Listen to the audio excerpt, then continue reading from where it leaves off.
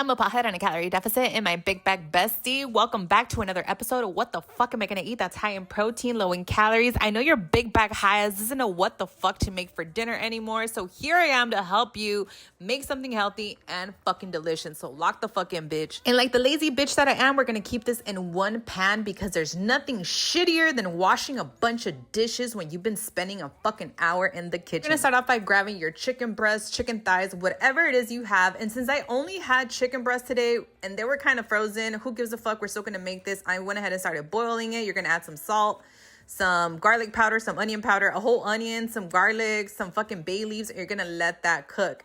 And then you're gonna bring the chicken out and you're gonna clean that broth and you're going to add some tomatoes, some onion, and some garlic.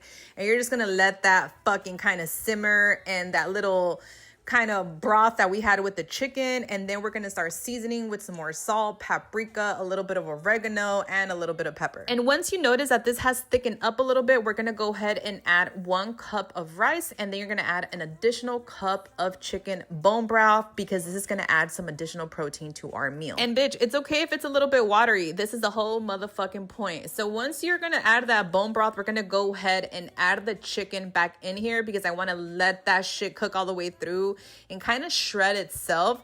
So what I did is I brought the chicken breast back in here, and then you're gonna use your fucking sazon to add in here. I had one last packet of this shit, bitch, so I'm gonna go ahead and add it on here.